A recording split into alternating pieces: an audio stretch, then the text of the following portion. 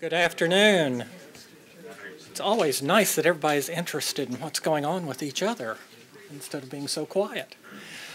We welcome you to the Heritage Foundation and to our Lewis Lehrman Auditorium, and of course we welcome all those who join us on our heritage.org website for all of these occasions. We would ask that last courtesy that your cell phones have been turned off for those here in-house. And of course, we will post the program within 24 hours on the Heritage homepage for everyone's future reference. Our internet viewers are always free to send questions or comments at any time, simply emailing us at speaker@heritage.org. Following our opening remarks today, Elizabeth Slattery, our senior legal policy analyst in the Meese Center for Legal and Judicial Studies, will host a panel discussion. Opening and welcoming our special guest is David Addington, who serves Heritage as Group Vice President for Research. Please join me in welcoming David Addington. David?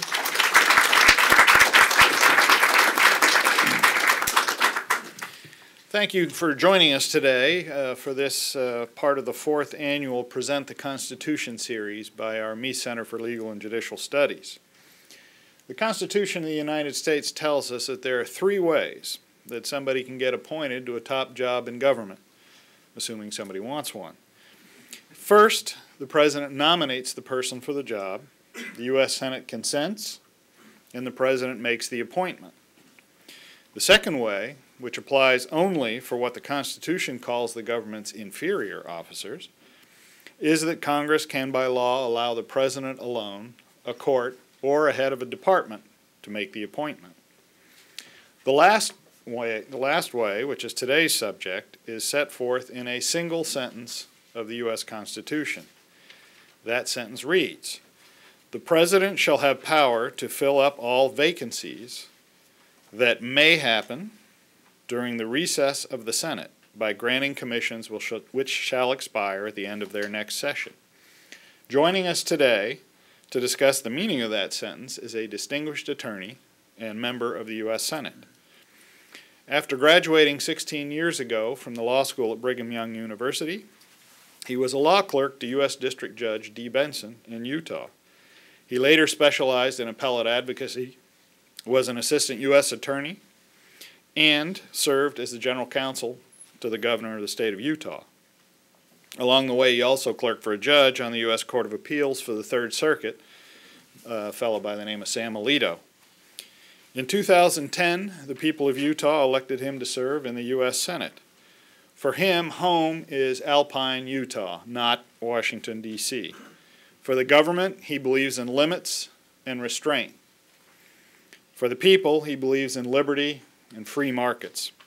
Please join me in welcoming a great advocate for freedom and free enterprise, Senator Michael E.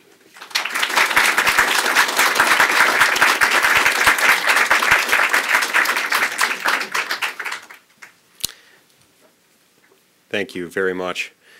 I always hesitate when somebody's introducing me, especially in this job, because there's a tendency to use certain language that comes up in connection with the name of a public official, and I'll get to that word in a minute.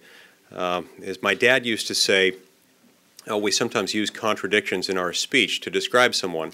If you know someone who is bald, you might call him curly. And if you know someone who's overweight, you might call him slim. And if you know a politician, you might call him honorable. So I was glad you didn't use that designation in introducing me today. You know, I'm very grateful for the opportunity to speak about the Recess Appointments Clause today. You know, in the small town of Alpine, Utah, where I live, we speak of little else.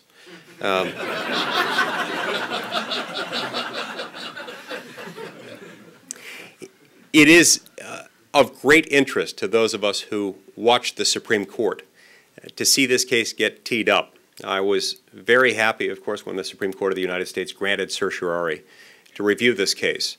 I've been concerned ever since the recess appointments of January 4th, 2012 occurred, and I am a Supreme Court watcher. I'm an obsessive, almost lifelong Supreme Court watcher, and so I therefore look forward to seeing this case get briefed and argued before the court and ultimately decided.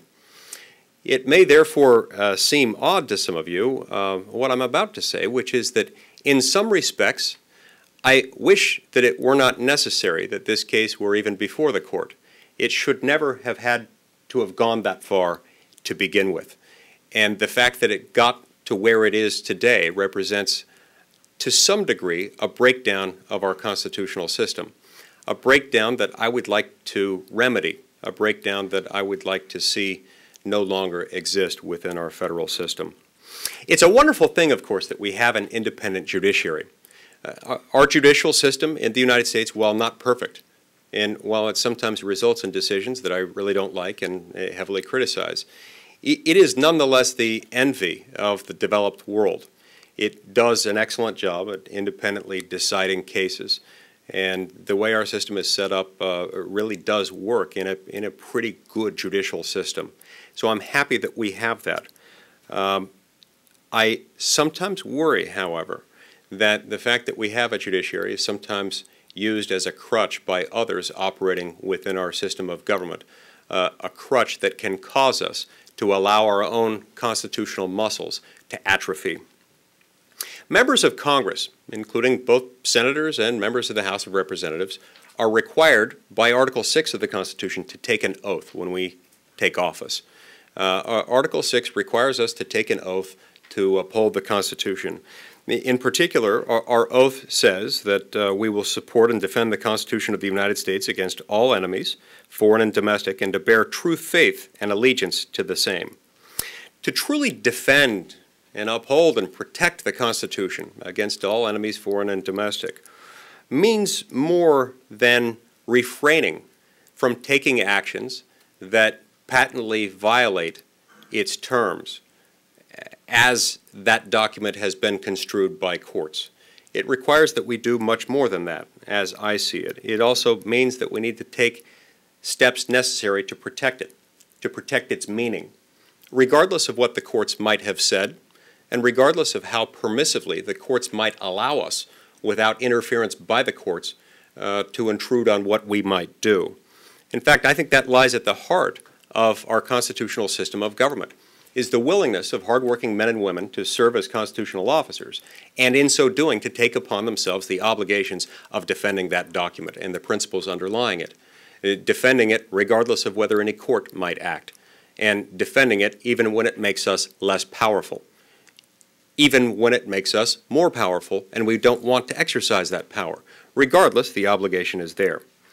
Now, our Constitution, in this respect, envisions a government that checks itself.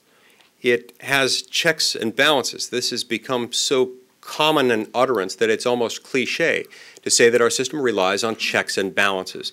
But to have checks and balances that really function, it means that we need each branch of government to be vigilant in looking out for the Constitution, and that includes looking out for the institutional prerogatives of its own sphere of authority. As James Madison explained in Federalist 51, the great security against a gradual concentration of the several powers in the same department or branch consists in giving to those who administer each department the necessary constitutional means and personal motives to resist encroachment of the others. Among these necessary constitutional means is the Constitution itself. As Madison explained elsewhere, each branch must, in the exercise of its functions, be guided by the text of the Constitution according to its own interpretation of it, according, in other words, to that branch's own interpretation of the Constitution. Jefferson made a somewhat similar point and emphasized that a reliance on the judiciary alone to interpret and defend the Constitution would result inevitably in a form of tyranny, or at least in a form of government that we would find unacceptable, less than ideal, certainly. He explained that the Constitution, quote, meant the coordinate branches should be checks on each other, but the opinion which gives to the judges the right to decide what laws are constitutional and what not only for themselves in their own sphere of action, but for the legislature and executive also in their spheres, would make the judiciary a despotic branch. Now, if I can just insert there my own opinion on what he was saying, I don't think Jefferson was saying, people in the political branches, you are free to ignore the interpretations of the law and the Constitution rendered by the judiciary. I don't think that's what he was saying at all. I think what he was saying was that the judiciary, of course, does have the power to render those interpretations in making decisions in cases and controversies properly within their jurisdictional scope, properly brought before the court's jurisdiction. But that it is not the case, and it can never be the case, that if ever, whenever there is a question of constitutional dimension, that question is uniquely for the judicial branch and not for anyone else, not for any other officer in either of the other two branches. Abraham Lincoln echoed some of these same sentiments. In his first inaugural address, he stated that if the policy of government upon vital questions affecting the whole people is to be irrevocably fixed by decisions of the Supreme Court, the instant they are made in ordinary litigation between parties, in personal actions, the people will have ceased to be their own rulers, having to that extent practically resigned their government into the hands of that eminent tribunal. President Andrew Jackson also made similar comments. He said, the Congress and the executive and the court must each for itself be guided by its own opinion of the Constitution. Each public officer who takes an oath to support the Constitution swears that he will support it as he understands it, and not as it is understood by others. It is as much the duty of the House of Representatives, of the Senate, and of the President to decide upon the constitutionality of any bill or resolution which may be presented to them for the passage or approval, as it is of the Supreme Judges when it may be brought before them for judicial decision.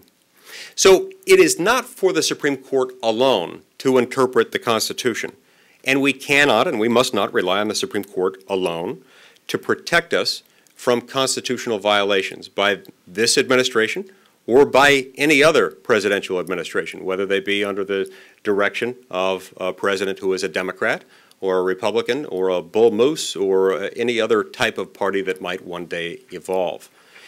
Each has an independent duty to defend and look out for the Constitution. Now, sometimes this feels perplexing to people. Sometimes when they hear these quotes, they are tempted to think that perhaps this means they're suggesting again, as I mentioned in connection with the Jefferson quote, that members of other branches of government are free to disregard the constitutional opinions, the interpretations, or the particular judgments rendered by the court.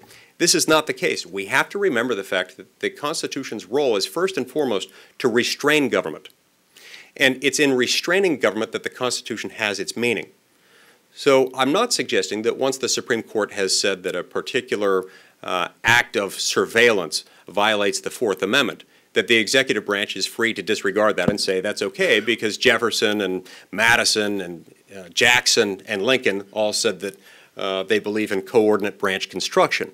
That's not what I'm saying at all. What I am saying is that in particular decisions, the court may issue a determination, will issue a judgment, and with that judgment will come with it an interpretation of the constitutional provision in question. That can be viewed perhaps as a constitutional ceiling, but sometimes that ceiling ought to be lower than what is actually established by the court. And members of Congress, members of the Senate, members of the House, and the President himself all ought to be guided by that understanding and willing to lower that ceiling based on their own reading of the Constitution, with the understanding that the Constitution's most important role is as a constraint. So with this in mind, I want to briefly go over what happened that led up to the point at which the Supreme Court of the United States granted certiorari to review the D.C. Circuit's relatively recent opinion invalidating President Obama's purported recess appointments to the NLRB. The Constitution plainly places in the Senate the duty and the responsibility to give advice and consent to the President's judicial and executive nominees. Article 2, Section 2 provides that the President shall nominate and by and with the advice and consent of the Senate shall appoint ambassadors or other public ministers and consuls, judges of the Supreme Court, and all other officers of the United States. The only exceptions, of course, to this general rule apply with respect to certain inferior executive officers, not at issue here, and for certain appointments made during a recess. As to this latter exception, under Article 2, Section 2, Clause 3, the Constitution provides certain constraints. Recess appointments may be made, if at all, only to fill up vacancies that may happen during the recess of the Senate. I'd also add here that the Constitution expressly grants to the Senate the power to determine the rules of its proceedings. The Supreme Court has stated that although Congress cannot, by its own rules and through its own rulemaking power, ignore constitutional restraints or violate fundamental rights, within these limitations, all matters of method are open to determination of the House in question. And it is no impeachment of the rule to say that some other way would be better, more accurate, or even more just. In other words, each House of Congress, the Senate, and the House may determine its own rules. Regardless of how foolish or wise they might be, it is for each House of Congress to decide the rules of its proceedings. Between December 17th, 2011, and January 23rd, 2012, the Senate held regularly scheduled sessions every 3 days, at which it could, and in some instances actually did, conduct substantive legislative business. For example, on December 23rd, 2011, the Senate passed H.R. 3765 to extend the payroll tax holiday. Notwithstanding that session of Congress, and notwithstanding the fact that just a few days later, the Senate officially began the second session of the 112th Congress with a pro forma session on January 3rd, 2012. On January 4th, 2012, President Obama announced that he considered the Senate to be in recess and that he therefore would unilaterally make 4 appointments under the Recess Appointment Clause, 3 to the NLRB and 1 to the CFPB. To be clear, in previous decades, as many people have been eager to point out, other presidents in both political parties have made recess appointments. But no president had ever done anything similar to what President Obama did here. No president had ever made a recess appointment during a 2-day intra-session recess, nor had any president ever presumed to have the authority to tell the Senate when it was in recess and when it was not. In other words, in this moment, the Senate, by its own rules, by its own declarations, by its own operation, according to its own calendar, was not in recess at the moment these recess appointments were made.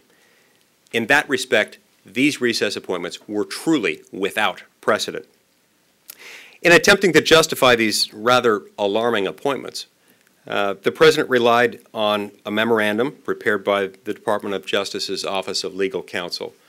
Very well written, I would add. Although it was very well written and very well researched, I respectfully and very strongly disagree with its conclusions. The memorandum chiefly relied on a prior opinion rendered by the executive branch itself, which had taken a predictably broad view of the executive branch's power to make recess appointments. That opinion, rendered in 1921 by then Attorney General Doherty, Harry Doherty, who was at the time President Harding's Attorney General, was later Calvin Coolidge's Attorney General, eschewed the plain text and the original meaning of the Constitution of the Recess Appointments Clause, and instead gave it a quote-unquote practical construction, asserting that the touchstone for determining when the Senate is in session for purposes relevant to this clause is, quote, its practical effect, viz., whether or not the Senate is capable of exercising its constitutional function of advising and consenting to executive nominations, close quote. Ironically, even under this practical construction of the Constitution. President Obama's recess appointments in this circumstance were unconstitutional because the Senate was, in fact, conducting business during two pro forma sessions, adjacent to, in the same general time frame in which these appointments were made. The Senate, the NLRB nominees had, in fact, been advanced to the Senate only a couple of weeks before they were recess appointed, and the Senate had already affirmatively rejected President Obama's nominee to head the Consumer Financial Protection Bureau. So the President was not, in fact, facing a situation in which the Senate was unavailable. Rather, he was facing a situation in which the Senate, exercising its constitutional duty to advise and consent to nominees, was rejecting his nominees. The President thus made these recess appointments to circumvent the Senate, and in that process, to circumvent the Constitution's structure, which places in the Senate this right, this discretionary right to advise and consent to these nominees. Now, in light of this rather flagrant, blatant, glaring violation of the Constitution, and this affront to the Senate's own prerogatives, its prerogative to set the rules of its own operation, its prerogative to decide when it is and is not, in fact, in recess, the public was right to expect Congress to respond.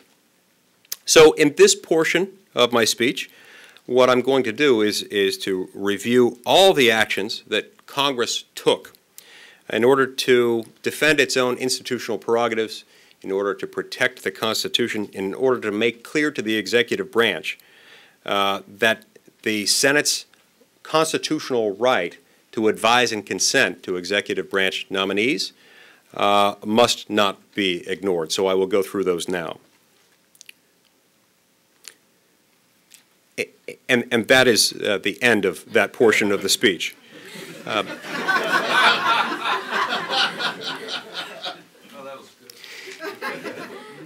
You see, we didn't do anything. We did nothing. Nothing at all. You know, I often think of people who remain silent when the Constitution is violated, and I think that we're even worse than the unarmed English Bobby, who we like to make fun of here in America. The unarmed English Bobby, who, upon seeing the commission of a crime, famously calls out, "Stop," or "I'll yell stop again." But we didn't even yell stop. We just did, well, nothing. So why is it that Congress didn't really respond in any meaningful way to President Obama's rather blatant violation of the Constitution? As the D.C. Circuit put it in its ruling, in its opinion concluding that these recess appointments were in fact unconstitutional, allowing the President to define the scope of his own appointments power would eviscerate the Constitution's separation of powers.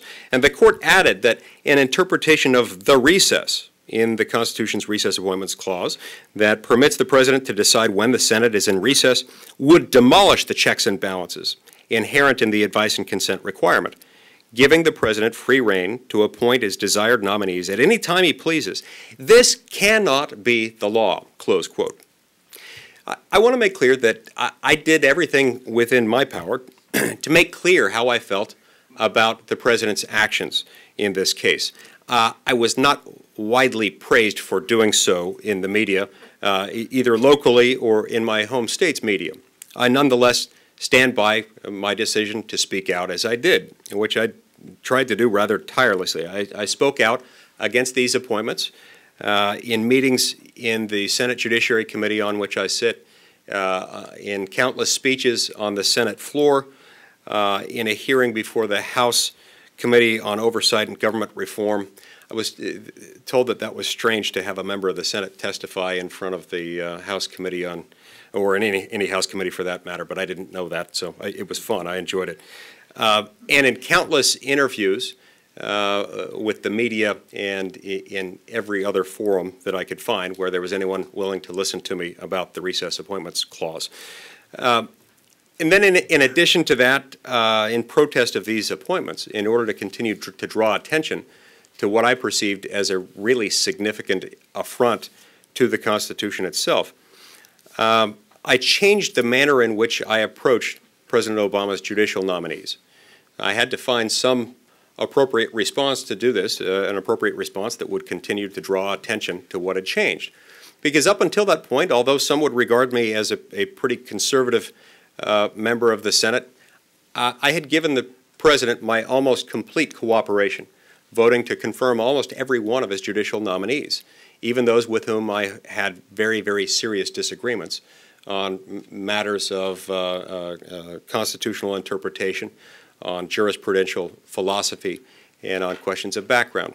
But this changed at this moment. It had to change, and for a period of many months, I voted against all of President Obama's judicial nominees for this very reason, because I had to find some way to signal my disapproval of what he did. I continued this practice up until we invoked the Leahy-Thurmond rule in the late summer of 2012, when it became unnecessary to continue beyond that point. Now, far from doing anything to make clear that the President that he should fear a response, not only from the judiciary, but also from the Senate for his constitutional violations, we've since given the President what he wanted. We confirmed members to the NLRB. One of those members was the same member that he appointed then. Two others who replaced two of the NLRB appointees, unconstitutionally recess appointed by the President. Despite the fact that on February 1st, 2013, Senate Minority Leader Mitch McConnell and 42 other Republicans, including myself, sent a letter to the President stating that we have serious concerns about the lack of congressional oversight of the CFPB and the lack of normal democratic checks on its sole director. And notwithstanding the fact that in 2011 we had sent a similar letter indicating that we would not allow anyone to be confirmed to that position, regardless of how great they might be, regardless of how well-educated, well-intentioned, well-groomed, well-mannered, or well anything else. We would not confirm anyone to this role unless or until we put in place adequate measures to see to it that the CFPB had some meaningful oversight. CFPB, of course, is embedded within the Federal Reserve. We don't even have control over its funding mechanism. And we've granted basically wholesale lawmaking power to do almost anything that the CFPB deems necessary and appropriate to protect consumers. And so on that basis, we had objected to these. Nonetheless, on July 16th, 2013, just a few months ago, the Senate approved Richard Cordray to head the CFPB by a vote of 66 to 34. So what should the Senate have done? Well, during the August recess of the Senate in 1985, President Reagan made several recess appointments. These were hardly as novel or as unconstitutional as those made by President Obama in January of 2012. Nonetheless, former Senate Democratic leader Robert Byrd, although in the minority at the time, held up more than 70 nominations in every area of the government, including ambassadors, assistant secretaries, federal circuit and district court judges, and members of many agencies, commissions, and boards. Moreover, he also put a hold on the promotions of more than 5,000 military personnel. Senator Byrd told President Reagan at the time that the President's interpretation of the Recess Appointments Clause could be seen as a deliberate effort to circumvent the constitutional responsibility of the Senate to advise and consent to such appointments. In the end, Senator Byrd extracted an important commitment from Reagan, a commitment that in writing, that occurred in writing, that President Reagan would not make any recess appointments, and that if it should become necessary because of the extraordinary circumstances they were confronting to make recess appointments, that he would have to give the list of any recess appointments to be made to the majority leader in sufficient time and in advance so that they could prepare for it either by agreeing in advance to the confirmation of that appointment or by not going into recess and staying in pro forma session so the recess appointments could not take place. Now, it's important that Senator Byrd did not accomplish this on its own. His fellow Democrats helped him enforce this protest, and they stood solidly together in order to protect what they perceived as a significant, legitimate institutional prerogative of the Senate. Now, some senators who were there at the time that this occurred, some senators who joined in that, you might have expected would have joined me in my efforts to raise this rallying cry against what President Obama did on January 4th, 2012, especially considering that, in my opinion, this was a whole order of magnitude more severe than any other type of recess appointment, even other intra-session recess appointments like those made by President Reagan in the summer of 1985. You would have thought that at least one of those would have jumped to my aid, would have said something publicly. It did not happen. I did, however, experience something interesting. Several of my colleagues, several of my Democratic colleagues, pulled me aside privately just outside the Senate chamber, of course in the absence of any members of the press, and they told me, I really sympathize with what you're doing. I actually think that you're onto something here, and I think we have a duty to stand up for our institutional prerogative as a Senate, which I think has probably been manipulated here. I think it has been handled in an inappropriate way. I'm glad you're doing this, but I won't be joining you publicly.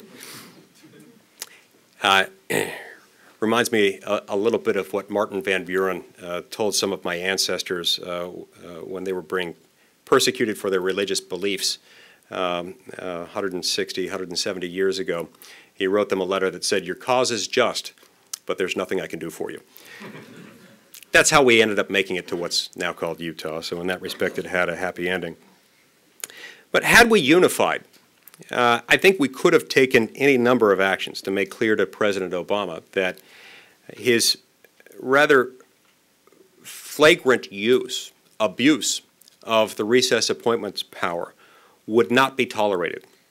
We could have halted the confirmations of nominees or halted consideration of presidentially supported legislation altogether.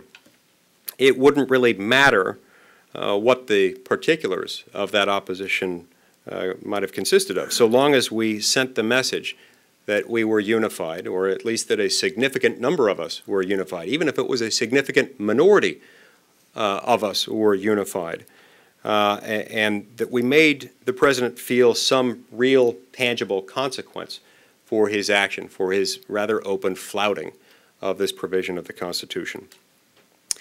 This still reflects and still represents a much broader problem, a broader problem that I hope we can unite in order to confront as Democrats and as Republicans, a problem that results from the manifest lack of interest in coordinate branch construction of the Constitution, coordinate branch interpretation of the understanding that each of us must stand up for the Constitution, understanding that it is first, last, and foremost a limiting document. It protects the people in their rights by limiting the powers of government, recognizing, of course, that government is run by fallible, mortal human beings.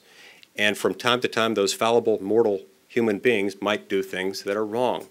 The best way that we can check that power is to limit that power and to put it in conflict with people in other branches of government who can check us and stop us when we err. This trend of people doing two things, either saying, number one, this particular decision was made by a member of my political party or was made in an area in which I happen to agree on matters of policy, so I will say or do nothing about the constitutional infraction involved. Or number two, yes, this is a constitutional problem, and it happens to be a constitutional problem that I'm concerned about, but I will nonetheless stay my hand, because when the Constitution is violated, we can say to ourselves, somebody will challenge this in court. And that's why we have courts. The Constitution is there for the courts. The Constitution will be interpreted by the courts, and it's not for me to say whether or not this is constitutional. Both of those are equally injurious to the U.S. Constitution. Both of those prove to us that we must not rely on the judiciary alone to interpret the Constitution. In part because in many instances, a case might not even be brought. In the vast majority of disputes surrounding questions of constitutional interpretation, a case will never even be brought in the first place. Even when one is brought, the case might be defective for one reason or another. The person might not have standing to challenge the action in question. The case might end up being dismissed as moot before it can be settled. Or for whatever reason, the parties to that litigation might just decide not to bring litigation altogether, or they might settle before it can be resolved. One way or another, the vast majority of constitutional questions that arise within our federal government will never be litigated at all, much less be litigated all the way up to the Supreme Court of the United States. So this is a burden that we have to carry together. It's a burden that we must not shift over to the court.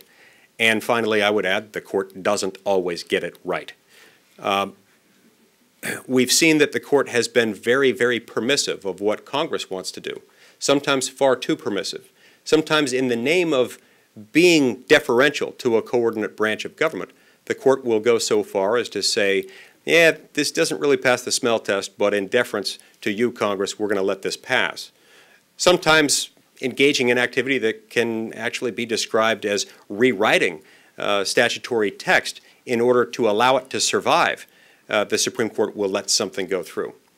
But all of this harkens back to a line of precedent starting in the mid to late 1930s that we've been stuck with ever since that said, okay, we're the court, we're not going to decide exactly how far Congress's power extends. And so we're going to establish a relatively easy threshold that Congress must satisfy in order for us to uphold legislation in certain areas.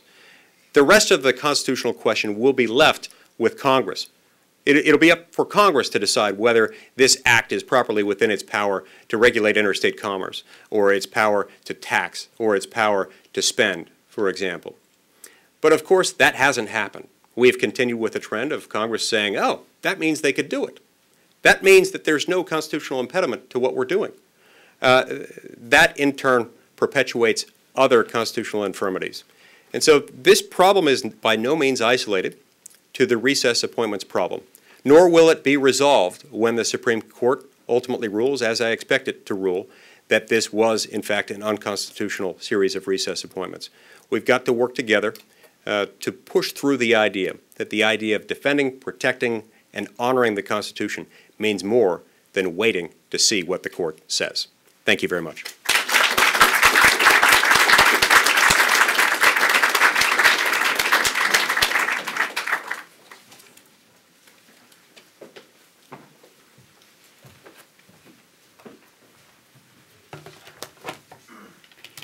Thank you, Senator Lee, for your great opening remarks, kind of framing the issue and laying it out for us. I'm Elizabeth Slattery with the Legal Center, and to continue our discussion, we have two constitutional experts, Michael Stern and John Yoo. Michael Stern will speak first. He is the director of Point of Order, which is a website dedicated to congressional legal issues, and he writes and works on a variety of matters related to Congress, the state legislatures, and the legislative process. Mike has been active in the leadership of the D.C. Bar and ABA sections on legislative practice and served on the ABA Task Force on Lobbying Reform. He previously served as senior counsel to the U.S. House of Representatives, the deputy staff director for investigations on the Senate Committee on Homeland Security and Governmental Affairs, and special counsel to the House Permanent Select Committee on Intelligence. He was previously a litigator at the firm Shaw Pittman. He is a graduate of the University of Chicago School of Law and Haverford College, and he clerked for the Honorable Charles Clark of the U.S. Court of Appeals for the Fifth Circuit. And he is also the author of this great paper that he wrote for Heritage, which really lays out the issues of what we're dealing with today. Following Mike is John Yu, who is the Emanuel Heller Professor of Law at the University of California at Berkeley and a visiting scholar at the American Enterprise Institute.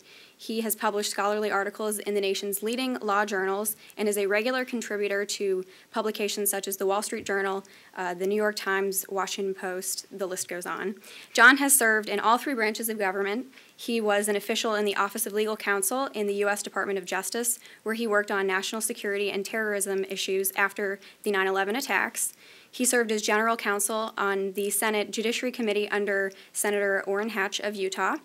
He has been a law clerk for Justice Clarence Thomas of the U.S. Supreme Court and also for Judge Lawrence Silberman of the U.S. Court of Appeals for the D.C. Circuit. John is a graduate of the Yale Law School and received a bachelor's degree from Harvard College. So with that, I'll turn it over to Mike.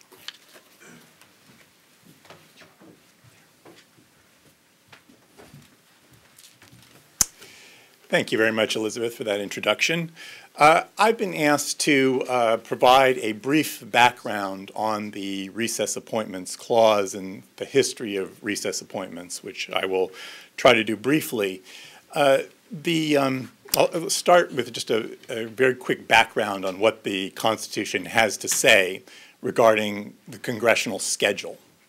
The Constitution requires that Congress meet at least once a year, and it provides a default date on which that meeting must occur unless Congress by law changes it to a different date. Prior to the passage of the 20th Amendment, the default date was the first Monday in December. Now, apart from that, the Constitution doesn't have a lot to say substantively about what Congress does once it assembles. It essentially leads the horse to water, but it doesn't make it drink. What it does say is that each house needs a majority to constitute a quorum in order to conduct business. But it also recognizes that a majority may not be present, and it authorizes a lesser than a majority to do two things. One, to adjourn from day to day, and two, if the House or Senate so authorizes it, to compel the attendance of absent members. So if there are less than a majority present, the power the Constitution allows but doesn't compel each house to summon the members who are not there.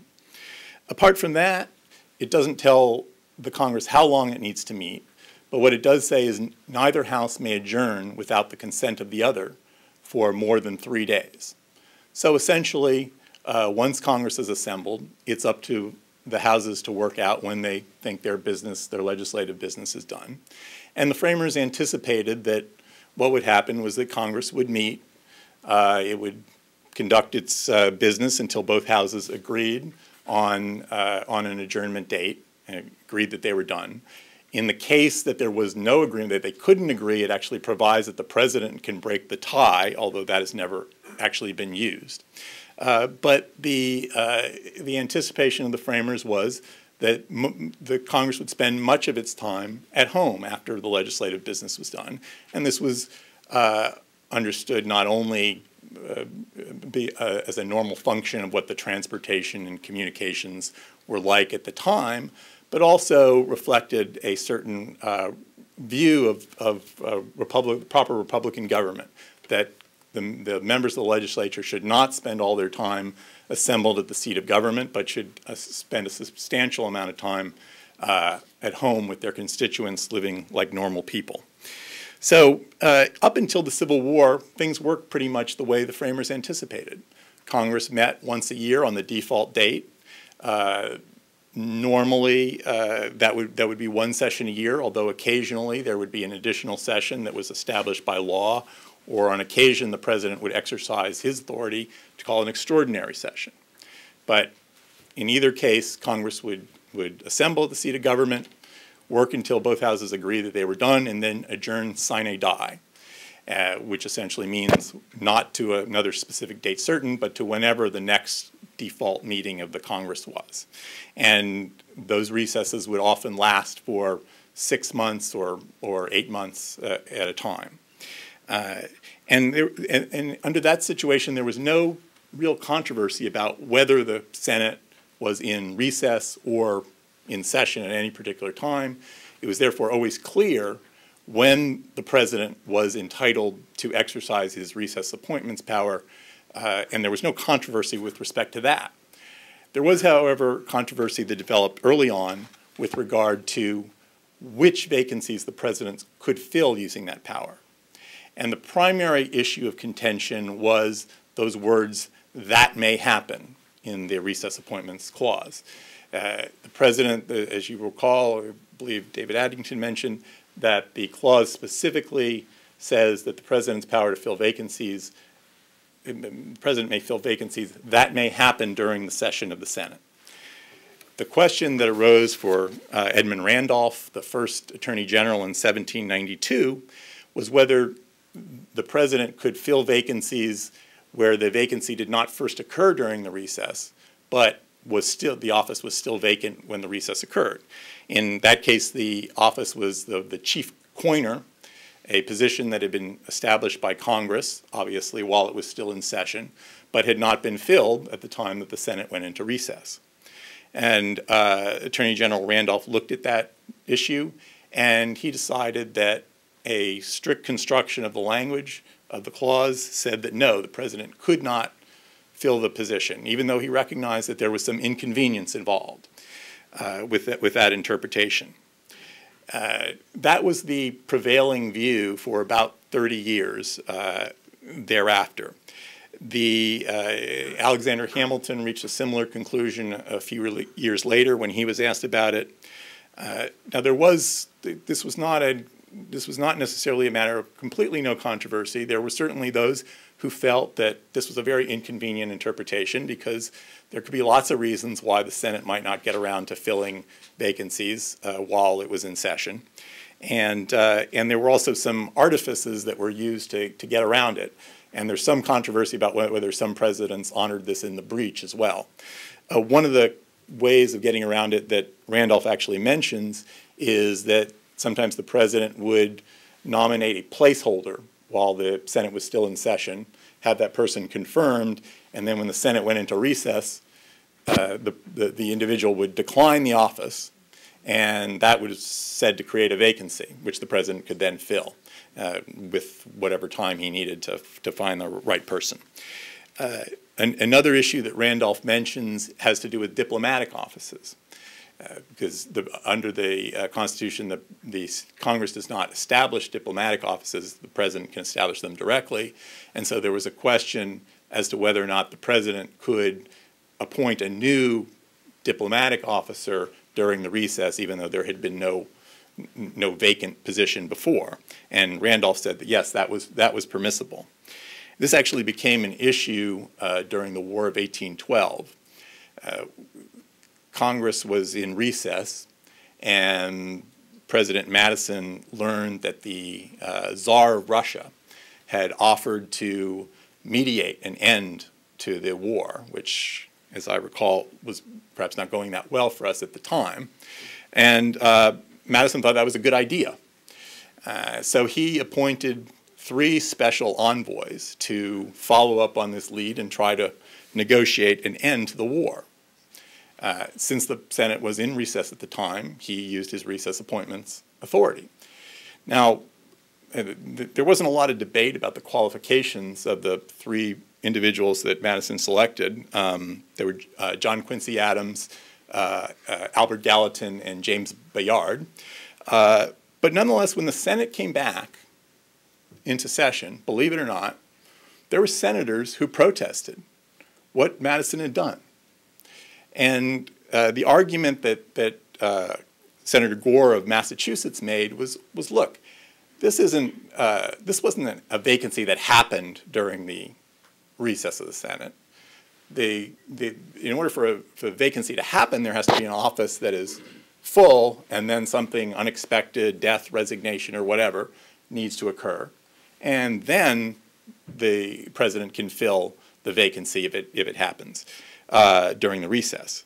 And now this was debated back and forth. There were certainly senators who disagreed vehemently with Senator Gore's position, but I think it's interesting for a couple of reasons. First of all, the debate shows that the prevailing view was, in fact, that the vacancy had to happen during the recess in order for the president to use his power. but it also shows how jealous the Senate actually was of its prerogatives at the time. I mean, can you imagine in the middle of a war saying, well, yeah, you have a offer to mediate the end of this war, and yes, the Senate's in session, but sorry, you got to wait until the Senate comes back and consult with us in order to comply with the terms of the Constitution. Now, it was in 1823 that the executive branch's interpretation of the "that may happen" began to change. And the Attorney General at the time, William Wirt, who was President Monroe's Attorney General, looked at this issue, and he acknowledged that, in fact, that the language, the most natural reading of the language of the clause suggested that, in fact, the vacancy had to commence or occur while the Senate was in recess. But he said, you have to counterbalance that against the reason and the spirit of the Constitution. And in his view, the reason and the spirit of the Constitution was that offices needed to be kept filled. And he pointed out that there could be bad consequences if the clause was read in sort of a narrow and literal way. For example, he gave the example of a vacancy which occurs in a distant part of the country right before the Senate recesses. And it's possible the Senate will not have time to fill that vacancy or to confirm a nominee for that vacancy, or perhaps the president will not even learn of the vacancy before the Senate recesses. And so he said that cannot be right. And so we need to read the clause as meaning that the vacancy happens to exist during the recess rather than it occurs or commences at that time. Now, following that, that becomes the executive branch position. And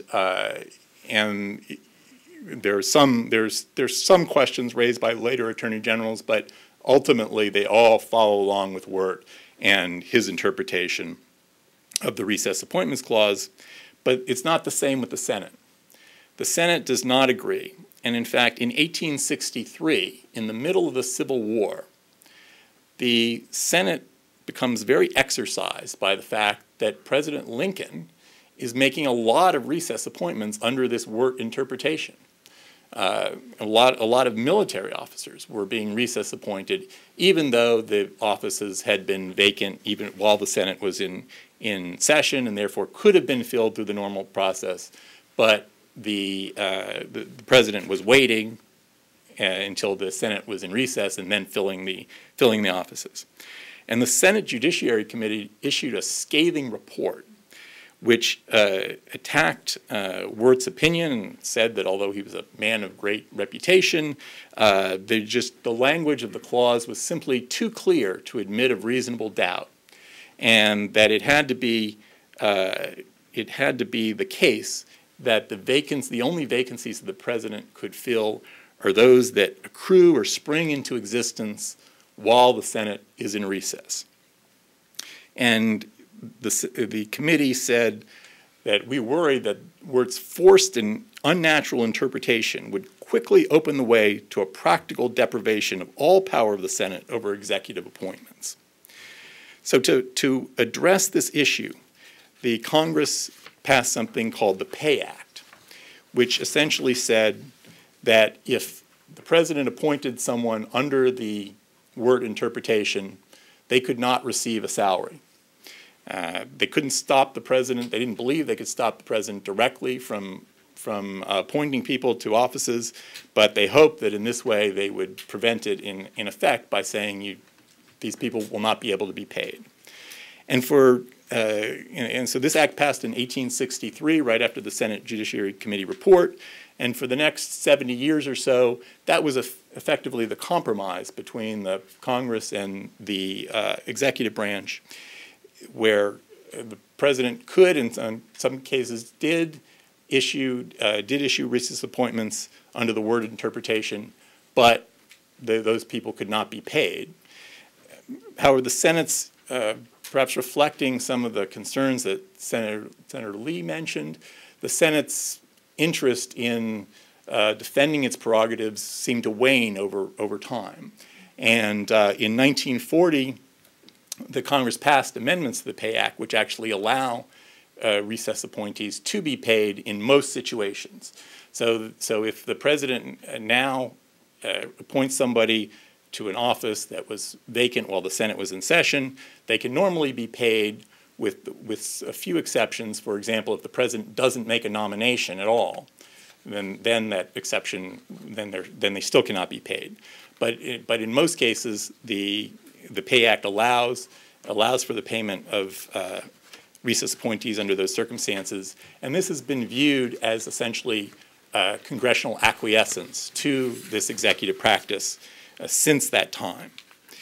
Now, the second controversy which developed regarding the recess appointments clause, which I'll cover very briefly, develops after the Civil War, when Congressional Schedule starts to change. And the first time that it comes up is in 1867 and 68, when Congress, instead of adjourning when it's done with its business like it usually did, it temporarily adjourns for a few months at a time. And the reason it was doing this was because of the hostility developed between Congress and President Andrew Johnson. And essentially they were trying to keep an eye on him. They were afraid that if they adjourned for 6 months or 8 months or whatever, who knows what he might do. But during those multi-month adjournments, Johnson did make some recess appointments. And there was some litigation regarding it, but there wasn't a lot of controversy, in part, I think, because Congress tended to view these separate sittings that it was conducting as being effectively separate sessions. And also because there were a lot of other things going on, and it's not clear exactly how much they knew about what Johnson was actually doing. But this issue of making appointments during these temporary adjournments comes to a head a number of years later in 1901, when Attorney General Knox is asked by President Teddy Roosevelt whether that's permitted, and notwithstanding the Johnson precedent, he says, no, you can't do that. He says that the temporary adjournment is not the recess of the Senate that is referred to in the recess appointments clause. You have to have the final adjournment or adjournment sine die. And in part, he says that because if it were not the case, then how would you distinguish any adjournment when the Senate breaks for lunch or for a weekend or whatever? They would all become recesses, according to Attorney General Knox. And therefore, he thought that was clearly an inadmissible interpretation.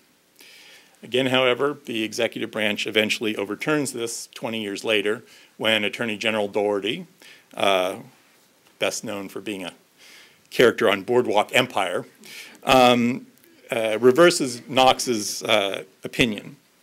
And what Dougherty says, he says, look, I've looked at Knox's opinion, I've read it very carefully, and I agree with a lot of what he says, but I don't think that you need to take a formalistic approach to deciding what is a recess. What you look at is the practical reality. And what he said was, let's see, is the Senate really in session or not? And are they in session or are they in recess? And we can tell because if the Senate is away for a substantial period of time, they can't act on nominations, they can't receive nominations, they can't conduct legislative business. And he, of course, had to address the question that Knox raised, which is, well, what about lunch breaks and so forth? And what he said was, well, look, the Constitution says that you can't adjourn for more than 3 days without the concurrence of the branches, and nobody would say that a 3-day adjournment or less was a recess within the meaning of the appointments, the recess appointments clause. And he says, and even a 5 or even a 10-day recess, in my judgment, is not the recess that is referred to in the constitutional provision. Now, where exactly he got the 5 or 10 days is a little unclear. But that's what he said, and for many years thereafter, the executive branch has followed Attorney General Dougherty's opinion as if it were some sort of commandment from above, including even the 5 10-day thing. However, the practice, although they often say that they are following Doherty's opinion, the practice, in fact, has changed in two important ways from what Doherty said. First of all, Doherty did not say that you could make appointments during an intra-session recess. What he said was that the Senate is either in session or in recess, and we take a practical approach to determining which one it is. He didn't say they could be in both at the same time. But in 1948, the Comptroller General, of all people, issued an interpretation of Doherty's opinion that says that, in fact, when you have an appointment during one of these temporary adjournments, that is an intra-session recess appointment. And the significance of that, of course, is that now when the recess appointment is made, instead of merely continuing through the period when the Senate comes back and whenever it next recesses, the appointment will go all the way through the next formal session, which will begin at the default date in the following year. So you now take a recess appointment, which could be a maximum of about 1 year, and take it up to a maximum of about 2 years. But the executive branch was very happy to seize on this view of the Comptroller General to extend the duration of its recess appointments. And the other important way that the practice started to change was that the 5 to 10 days, which was first viewed as being sort of a very serious limit, and the executive branch was concerned about even getting too close to the 10 days, then became, well, the 10 days is the minimum. Then about 20 years ago, they decided, well, actually, there's no basis for the 5 and 10-day thing, so it's really the 3 days. And now in the most recent OLC opinion, it's the department's raising questions about whether even the 3 days is actually a constitutional requirement. Let me just say, I'm going to finish here because I know I've gone on too long, but unlike the word interpretation, this has not been something that the Senate has accepted. In fact, there's been a lot of pushback. Senator Lee mentioned Senator Byrd during the 1980s. There were further efforts to push back against what the Senate viewed as improper recess appointments under this Doherty opinion in the 1990s. And finally, during the George W. Bush administration, the Senate actually used the pro forma session as a means of blocking recess appointments. So with there, I will turn it over to John.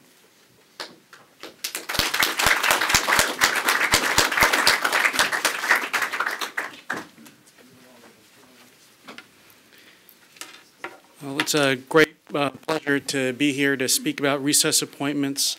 I think one thing that Elizabeth left off my introduction, one of the most important things you should know about me, is that when I clerked for Justice Thomas at the Supreme Court, I spent a year cooped up in an office with Mike Lee's older brother, Tom, who is now a justice of the Utah Supreme Court. And I always thought that was the Lee who was going to win the Senate seat in Utah. I bet on the wrong horse. I would have arranged to clerk at the same time as Mike.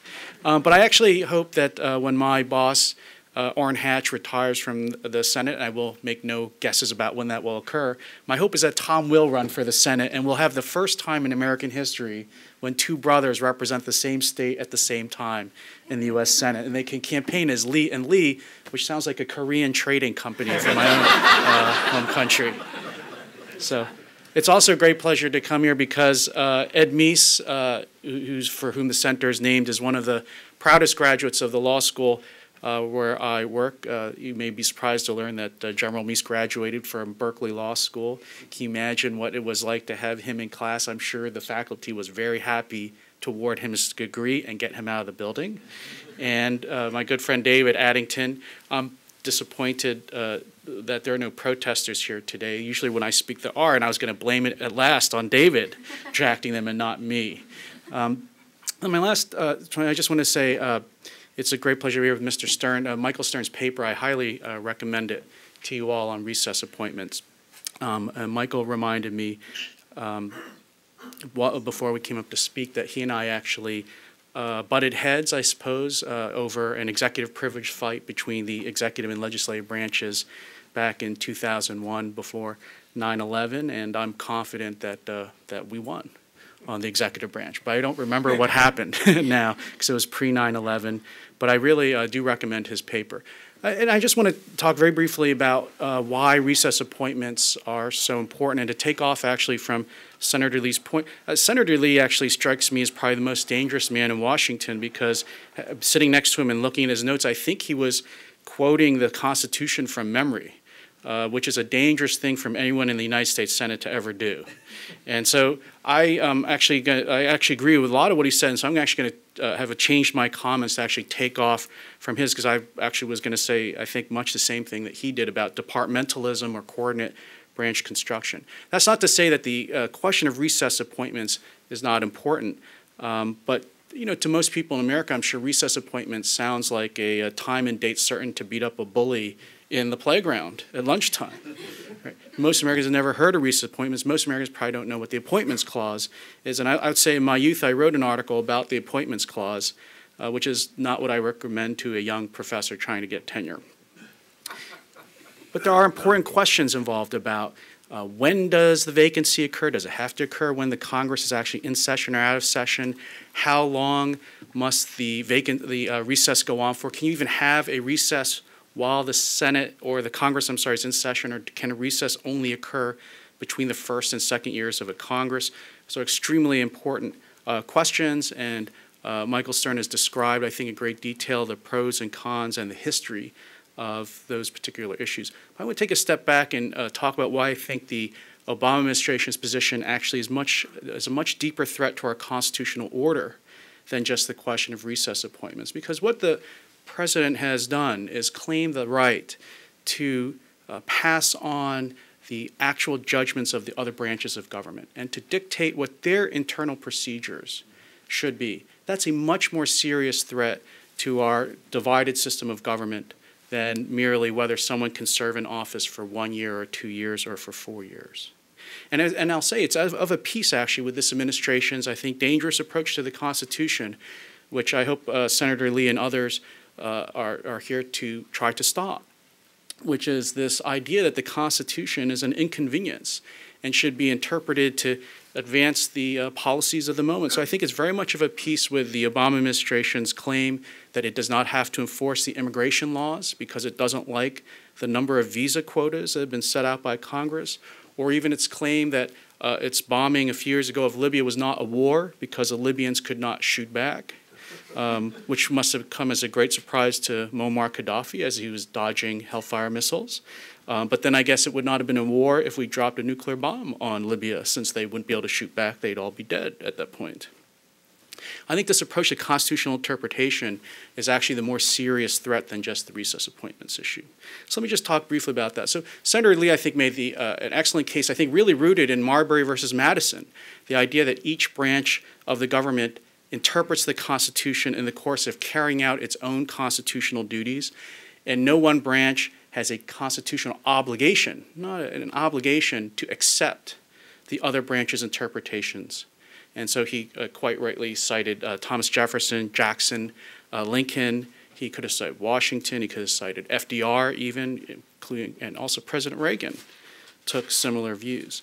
The flip side of that view, though, I think, is, which he didn't get to, I think, in his remarks, is that each branch, therefore, has to be supreme in deciding how it works.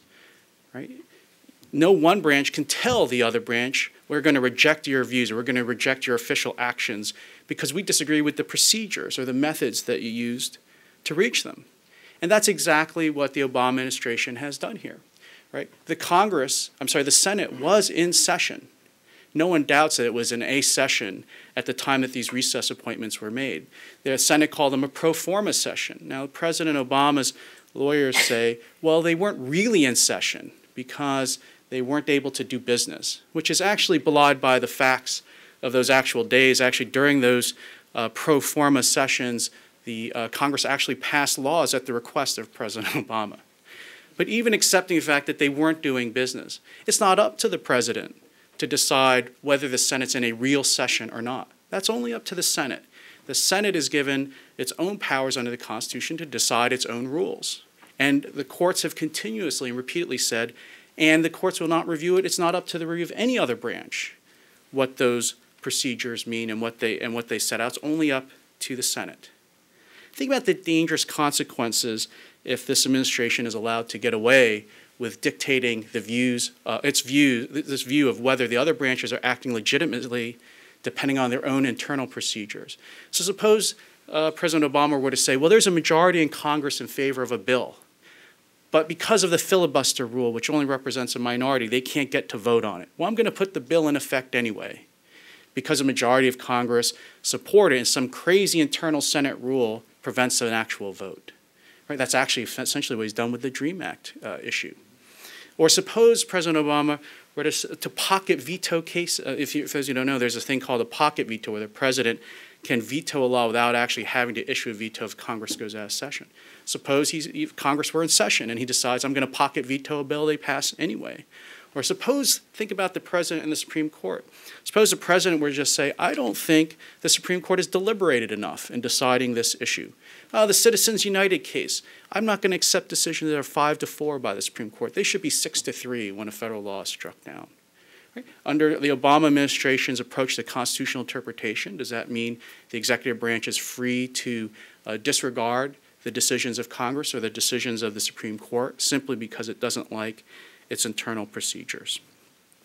I'm going to close because we're getting late in time. Just 2 points. One is someone who worked in the executive branch under President Bush, which allegedly used to be the most power-hungry administration in American history. I just want to distinguish the Bush years from what's going on now. As someone who served in the Justice Department at the time of 9/11, I think what we were doing in the Bush administration was very much in the tradition of Lincoln, that the country was faced with an emergency dictated by a surprise attack on the United States, and the United States responded, and the president in particular, because that's actually when the Constitution wants the president's attributes of unity, speed, secrecy to come to the fore. But if you look carefully at the Bush administration, it did not claim these powers domestically. So, for example, Senator Lee's quite right. The Bush administration never made these kinds of recess appointments. No one ever made these kinds of recess appointments before. But the Bush administration never made a claim that it could refuse to enforce laws domestically because it disagreed with them, as this administration has. In fact, I think that what we try to do in the Bush administration, and every opportunity, is try to get congressional cooperation for the things that we wanted to do. But the main point is that it was all about national security and foreign affairs. And I would say the Constitution actually intends that the presidency be a much smaller office and that Congress be the primary branch when it comes to domestic affairs. So let me just close by saying what is supposed to happen. So building on the idea of constitutional coordinate branch construction, it's up for each branch to try to oppose the Obama administration, not just the Supreme Court because there's a case coming up before the court that involves individual liberties, but a lot of the responsibility also lies on Congress. And that's what our framers intended. You know, right now we're in the 150th anniversary of the Civil War, and we just passed the Gettysburg anniversary, and we're in the year that the Emancipation Proclamation was issued. Think about what the Emancipation Proclamation was. It was President Lincoln's refusal to extend Dred Scott, one of the worst decisions in the Supreme Court history, to the Civil War and to the southern territories that were captured. It's a great example of coordinate branch construction. And I think in these time days when it's the executive that's going too far in reading the Constitution, it's up to the other branches, the Supreme Court and the Congress, to take steps to try to beat back this claim of executive power. So thank you very much, and I look forward to your questions. So now we'll take some questions from the audience. Senator Lee, if you'd like to join us up here. So we have a few ground rules for our questions. Please wait for the microphone. Please identify yourself, and please ask a question. Don't give a speech. Right here. Preston Noel, excuse me, Tradition Company Property. Question for Professor Yu. Things are really bad in D.C., we know. I mean, the rhetoric is over the top. What would, after a Supreme Court decision on this case comes down, what would prevent someone like a Harry Reid to go into a real recess just to enable a president to make recess appointments? And what might that mean for the country? Actually, I think you might want to ask Senator Lee that question. I feel like speaker before a cocktail party, which is just shut up and get right to the main event. But my question very briefly is that the Constitution actually has a little fix for this, which is that you need the consent of both houses, I think, to adjourn for longer than 3 days. So Senator Reid, I think, could not do that. But the bigger question is, suppose President Obama were to reject the Supreme Court's decision in this case, which would be completely in keeping with the way he's approached the Constitution in lots of other areas, too. That is exactly right, what he's pointing out. Neither house can adjourn for a period of time longer than 3 days without the consent of the other. And so especially like right now, where the two bodies within Congress are under control of different parties, that might serve as some check. And yet, the question still stands on the hypothetical you raised. Based on the way that the Office of Legal Counsel memorandum was written, there is no time limit on it. And so in theory, even a recess for a couple of days, even a recess for 1 day, for the evening, for an afternoon, could in theory be enough. Now, I would hope that wouldn't happen. I hope especially that it would not happen in the face of and in conflict with the Supreme Court opinion ruling against it. But if you're talking about the exercise of raw political power, yeah, we've got a problem. Just one addendum is I hope you're right about the executive branch's respect for a court decision, but we only need to go back and see how the executive branch browbeat the Supreme Court with Citizens United and then placed, I think, illegitimate pressure on the court to decide the Affordable Care Act case the way it did while the court was still deciding what's to stop President Obama from just making more recess appointments even after if it were to lose Noel Canning. I'm not confident.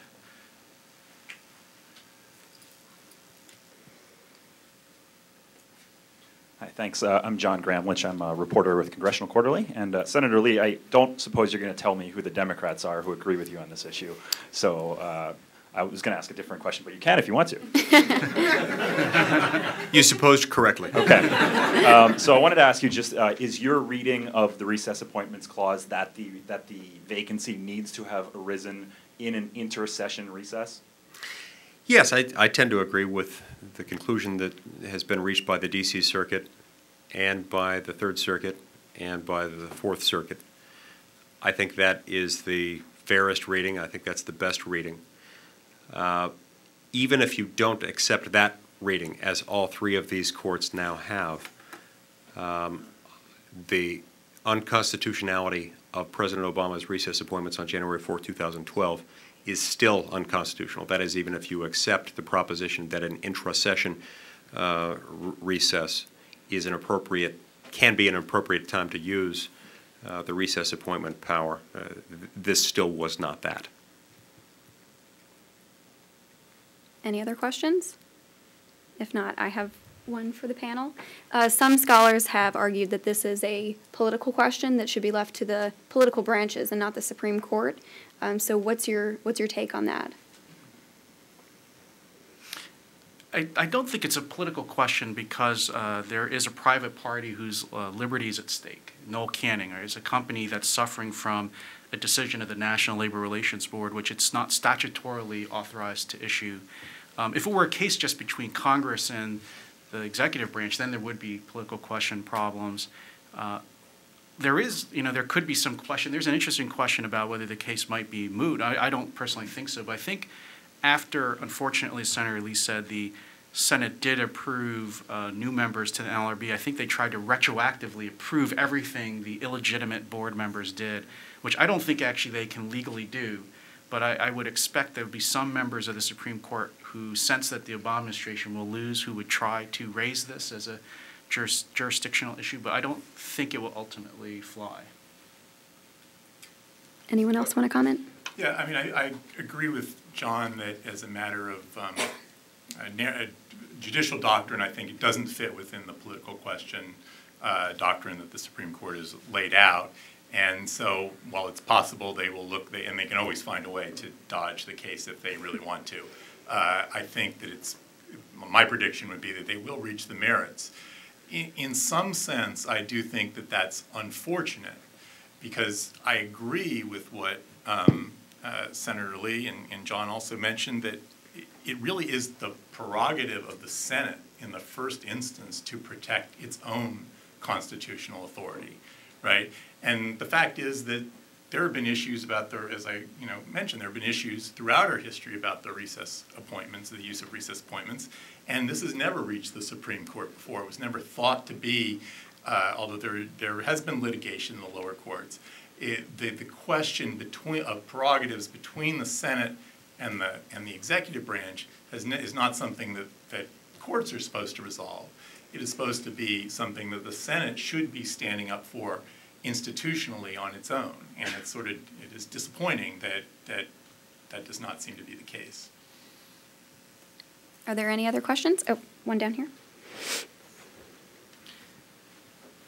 This is a warning. This is a student of mine from Utah. I don't know how he figured out we were on this panel and how he flew all the way out here. So watch out. He's a constituent senator. James Phillips, UC Berkeley. So the fact that the executive branch and Congress seems to just defer constitutional interpretation to the judiciary now, it's not a structural problem that something's changed in the Constitution. It seems like it's more of a cultural problem, what can be done to fix that? How do you get 535 members of Congress and a president to start taking their duties seriously? First of all, if you figure out an easy answer to that question, let me know, because that is something that I'm constantly thinking about and struggling with, and I think it is the issue of our time. And it's an issue that I think is neither distinctively Republican nor distinctively Democratic. This is just an American issue, and it's an issue that is tightly bound up with our most basic notions of liberty and the most basic restraints that we place on government. But I think it does have to become part of our national political culture, our political language and dialogue, that we talk about things that occur in the political branches in constitutional terms. That has started occurring, I think, in the last few years, because a lot of political issues have come up that have just focused the attention back on the Constitution. And I think we've been, those who have served in the political branches of government, particularly in my branch of government, have been kind of asleep at the switch for several decades. There are a lot of reasons for this, and they're complicated, but the more that constituents start to expect that their elected officials in Congress, that their senators and their representatives will be conversant in constitutional language and will be willing to stand up for principles of structural federalism, separation of powers, and things like that, the better off we're going to be. Cases like this do tend to focus the public's attention more on those issues than other things, and yet this is not, I do a lot of town hall meetings, and we have a lot of issues that come up. Some of them would surprise you. This one does not come up that often. And so I hope that more issues will come up where people will raise the question, because it really does matter. I mean, look at what happened a few years ago when, I believe it was when McCain-Feingold was passed. And there was a statement made by the White House to the effect that, you know, I'm not sure that this is really constitutional, but we'll let the court worry about that. And sometimes that happens from the executive branch, where the executive branch is expressing an affirmative doubt with regard to some negative command in the Constitution. You know, government shall not restrict free speech, for example. And other times, a similar thing occurs in connection with the executive branch's interpretation or the legislative branch's interpretation of the powers of Congress under, for example, the Commerce Clause or the Spending Clause. And too often, you've got people in both houses of Congress and at the White House who are all too willing to say, I'm not really going to worry about that constitutional stuff. That really is for the court. The more the voters can stand up and say, that really isn't acceptable to us. We're electing you to be our constitutional representatives in this part of the government, and we expect you to make your own determination. The more voters start to demand that, the more they will get it. And I hope that day is soon coming. I think we saw something very interesting when the Supreme Court issued its ruling on June 28th, 2012 in the Affordable Care Act case. I think a lot of people are starting to understand this principle because of that case. A lot of people who are concerned about Obamacare, a lot of people who have dared to wander through the hundreds of pages of opinion and dissent in that case and see that what happened there is, in the opinion of some of us, that the Supreme Court rewrote that law, not just once, but twice in order to save it. That's not the Supreme Court's job. It's not its duty. It doesn't have the power to do that. And they're seeing that there are real flaws in this absolute categorical deference that we give to the Supreme Court on all questions of constitutional interpretation. Long-winded way of saying I hope people will get more concerned about it and start voting with this in mind. Well, please join me in thanking Senator Lee and our panel.